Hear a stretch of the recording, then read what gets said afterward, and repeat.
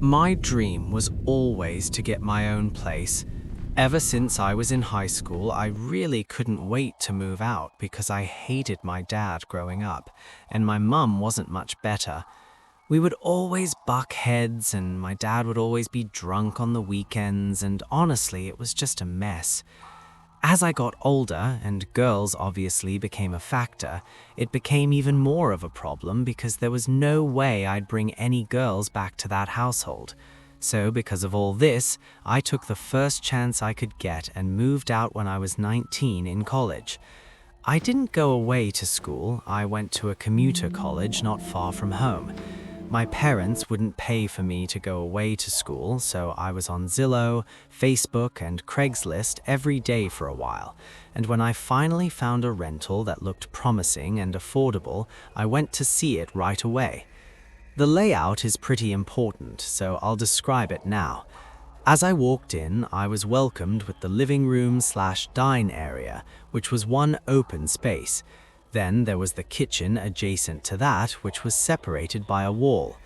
Then, to get to the single bedroom in the apartment, you went down the hallway, which also had two closets. One which I used as a pantry and one as a storage closet. And then the door to the bathroom. At the end of the hall was the bedroom.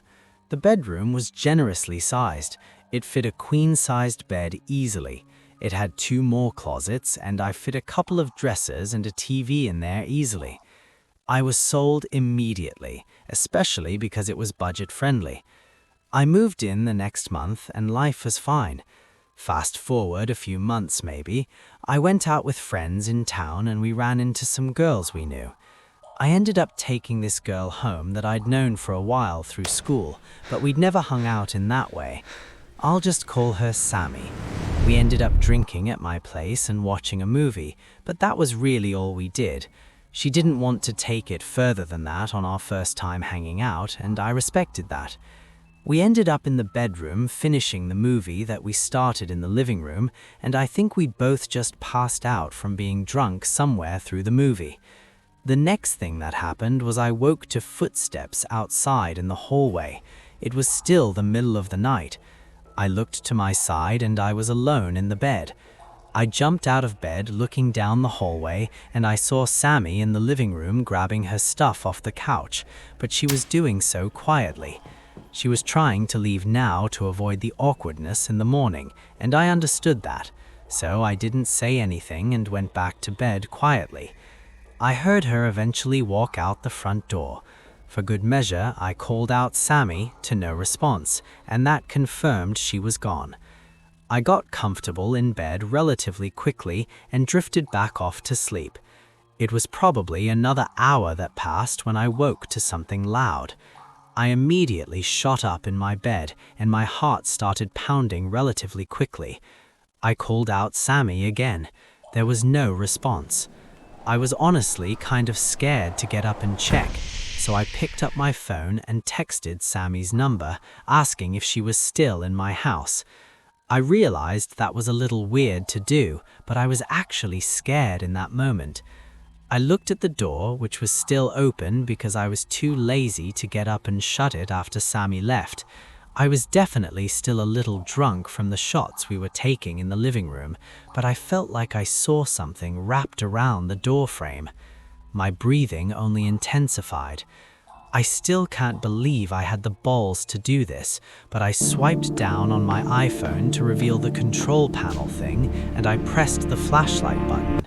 And with the phone still pointed at the doorframe, I realized there were two hands wrapped around the doorframe. But as if responding immediately to being revealed, whoever's hands they were tightened and then pulled back out of sight, and the scream I was holding in for those 3 seconds finally came out. Mixed with simply screams of dread, I also screamed, get out, over and over.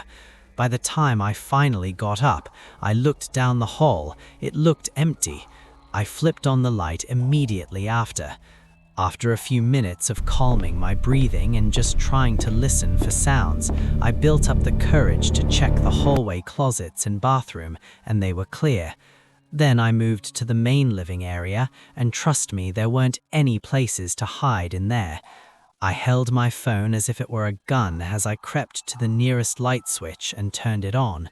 I felt instantly better when the living space was lit up, but there was still the kitchen. I crept to the opening that led to the kitchen and flicked that light on as well, finally lighting up the entire apartment. There was no one here. I looked behind the couch, I looked under the tables, I even checked the floor-level People kitchen say walls cabinets. can't remember When I things, realized it was but that clear, I apartment proved ran them to the wrong. front door to lock it.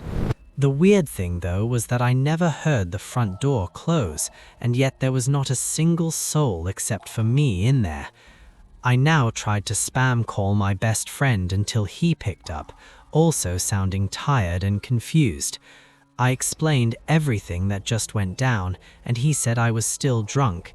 His explanation calmed me down, though. He said I was sleep-deprived and still drunk, and I had a mid-wake-up hallucination.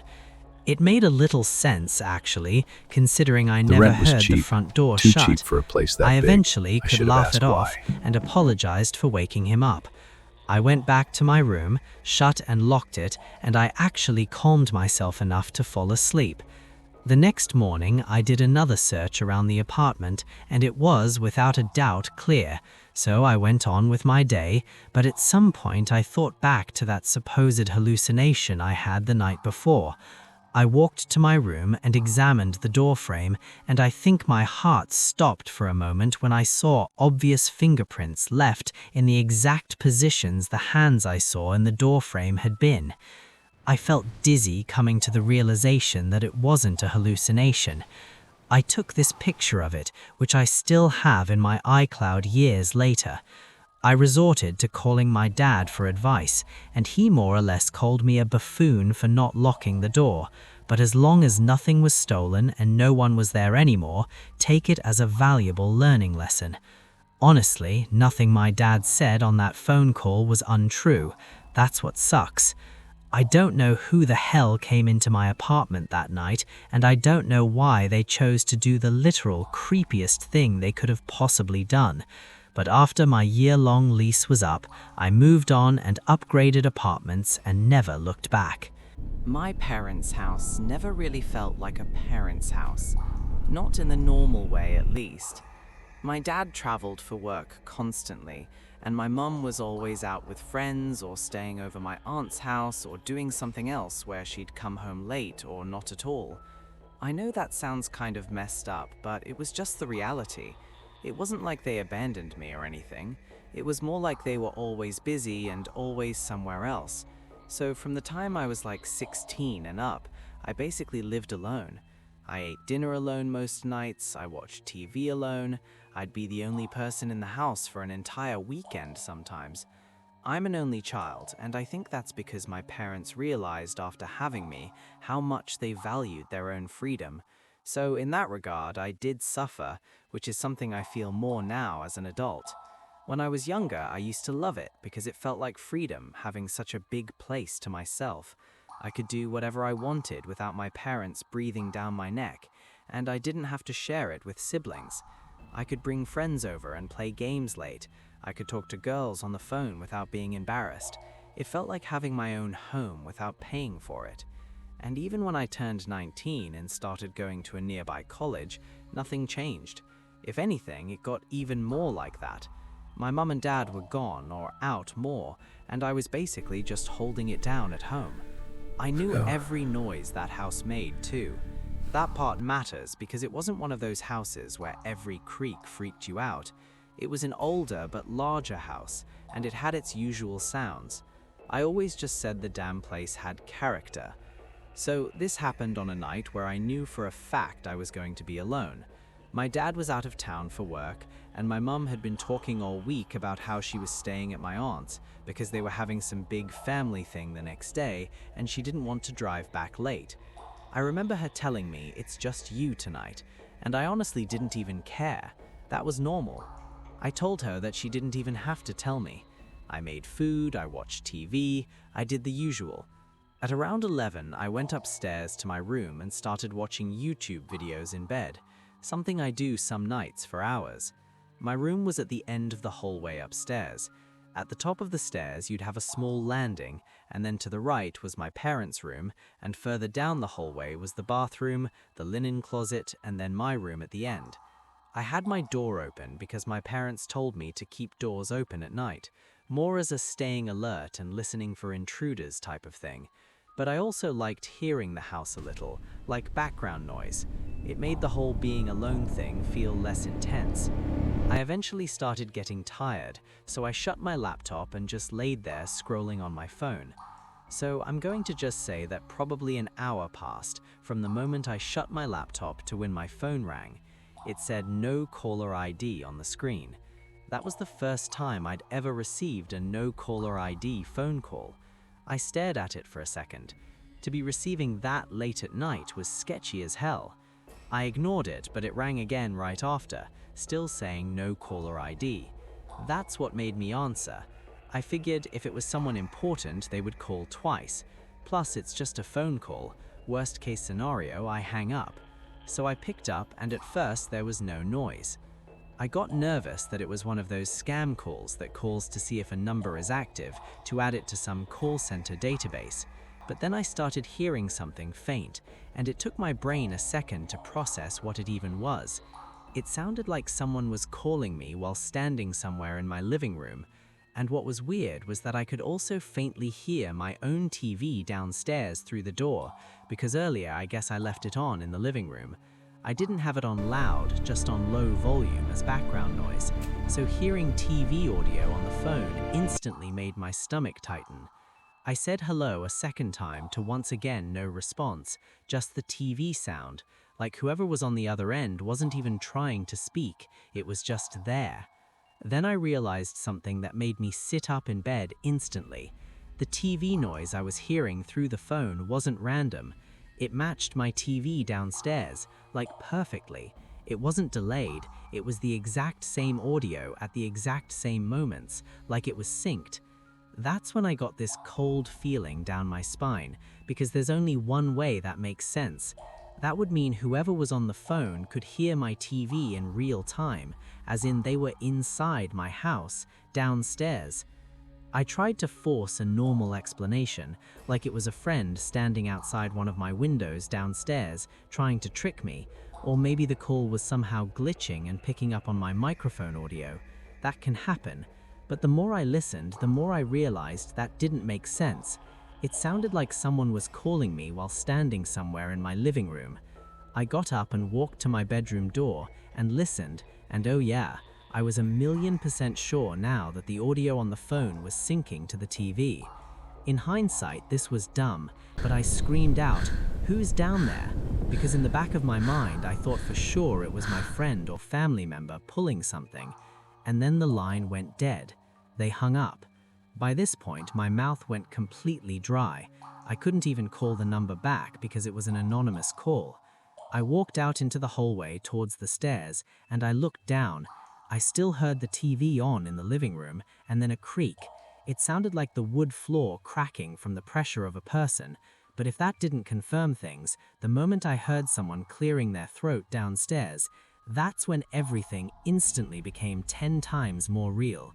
I could no longer lean on the glitching phone theory, even though deep down I already knew that was BS. I went to my room and quietly closed and locked the door. What if my dad was testing me, seeing how I'd react in a home intrusion situation, or maybe my Uncle T?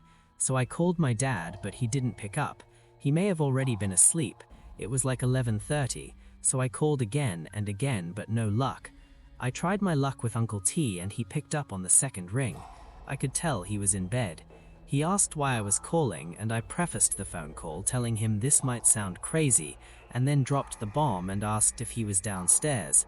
I remember vividly his exact response and tone as he said, "Steve, what the hell are you talking about?" When I elaborated, he told me that's definitely something his brother would do. His brother, aka my dad. While we were on the phone, my phone started vibrating. I looked at the screen and it was the no caller ID on the screen again. I begged my Uncle T to stay on the line real quick. I was putting him on hold as I picked up the other call. He said, "Okay," so I picked up the other call. As I said hello, there was the same silence. This time I didn't hear the TV sounds on the other end. What did that mean?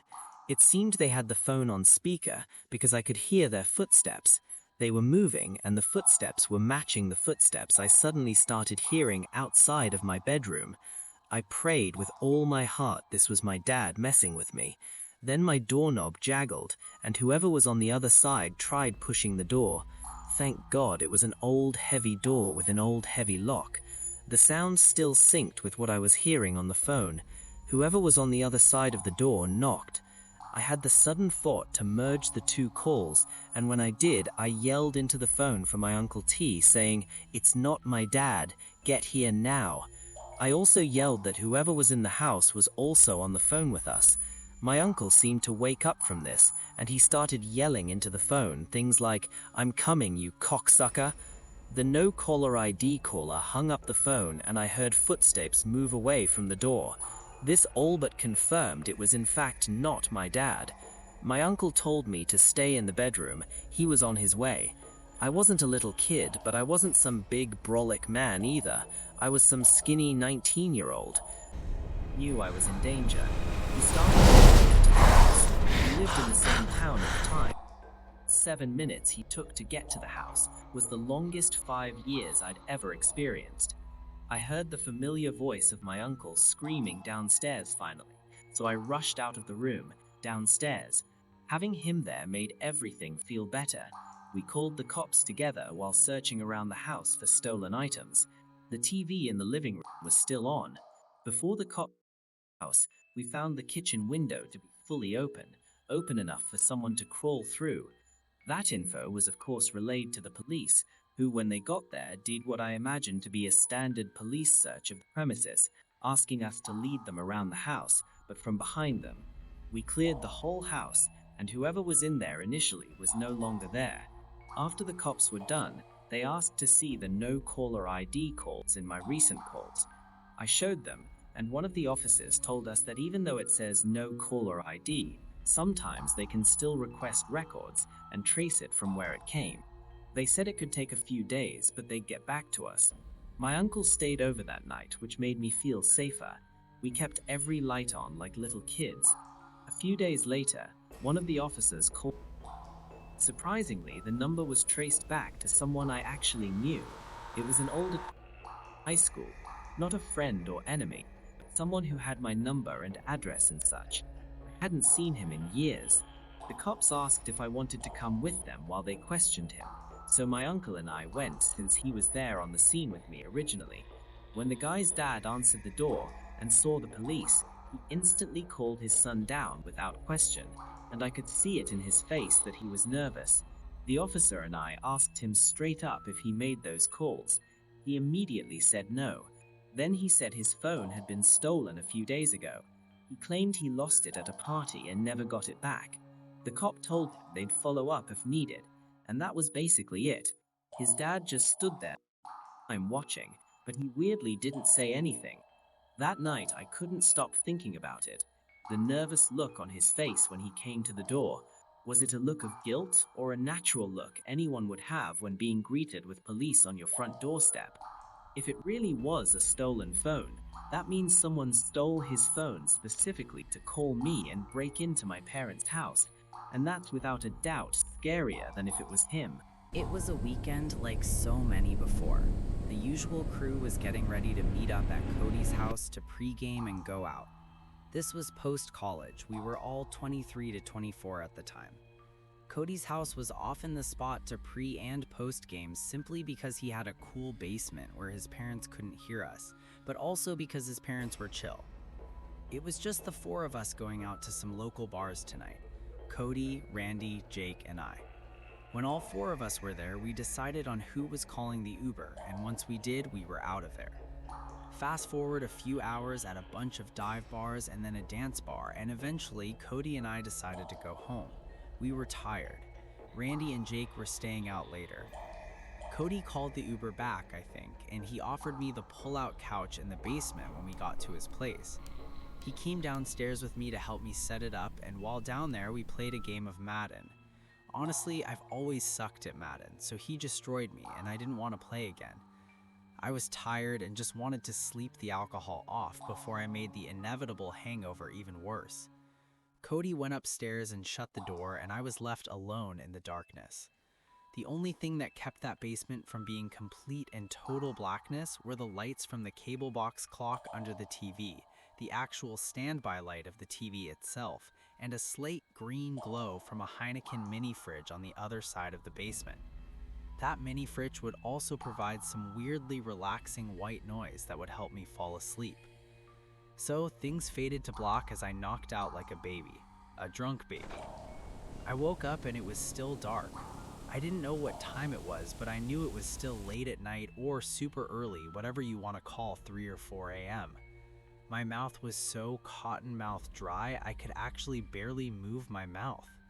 I stupidly didn't think to bring down a bottle or a glass of water before going to sleep after drinking all that alcohol. It was no wonder I woke up. I just really didn't want to get up though. It's a very familiar and relatable conflicting feeling that anyone who's woken up hangover and thirsty has felt. I tried to ignore it at first. I rolled over to get a look at the Heineken fridge to see if anything was in there, but it was just alcohol. And then, for whatever reason, my eyes darted to the other corner of the room. I felt like my eyes were playing tricks on me at first, but I could swear I was looking at a black mass in the corner of the room. A black mass that I didn't remember seeing there ever before. I tried to wait for my eyes to adjust better to the dark, expecting the black mass to be some coat on a coat rack or something. But the longer I stared, the more I realized it was moving. It was a person. The amount of restraint I had to not scream was insane. I didn't think it was Cody just based on the sheer height of the mass alone. Without panicking, I had to figure out how to get out of there. After a tense couple of minutes, I sat up and fake yawned as if I was stretching, pretending I didn't notice that person in the corner. I then started fake talking to myself, like muttering complaints about not bringing water down here, anything to give the appearance that I was oblivious and just going to get water, not run away and alert anyone. I got up and walked closer to the stairs, but also closer to the figure in the corner. And perhaps the most tense moment of my life was when I turned to the right to get to the stairs and hoped I wasn't grabbed. When I started going up the stairs, I didn't run or anything. I took it slow and normal to not draw suspicion. But when I was about halfway up, I took a curious glance down the stairs, and that black mass was now at the bottom of the stairs, and I can confirm it was a person. I almost tripped as I started to run up the rest of the stairs and slam the basement door shut. Then I started running up the stairs to the upper level of the house to Cody's room, where I shook him awake and yelled at him that there's someone in the basement and that he needs to wake up his dad. And during that commotion, I heard a slam from downstairs and I yelled, "See?" Cody got up and we went to his parents' room where I woke up his dad and told him there's someone in the basement. He got right out of bed without asking questions and ran down both flights of stairs to the basement, noting that the basement door was wide open. And when I mentioned I shut the basement door, Cody's dad yelled at Cody to call the cops, and he did. We also noticed the back door to the house was now open, so when the three of us were done looking through the basement, we all went to the backyard to search, then the front yard, and then the neighboring yards. All the while, Cody was still describing what was going on to the 911 operator. I'd say we were searching for 15 minutes before the police finally arrived, and then they did their full search and formally wrote up a report for the incident. By the end of it, there were some neighbors waking up and coming outside asking if everything was okay. By that point, I was sobered up, terrified, and wanted to go home. So as soon as the cops left, I went inside to talk with them for a bit, then said goodbye and called an Uber home, refusing Cody's offer to drive me home. I worried for them a bit that night, but I was not sleeping in that basement after that. In fact, I never did again. We'd still have pre-games and stuff there, but the feeling in that basement changed for a while after that night, where I'd always glance at that corner of the basement and just think back to that night, that black mass.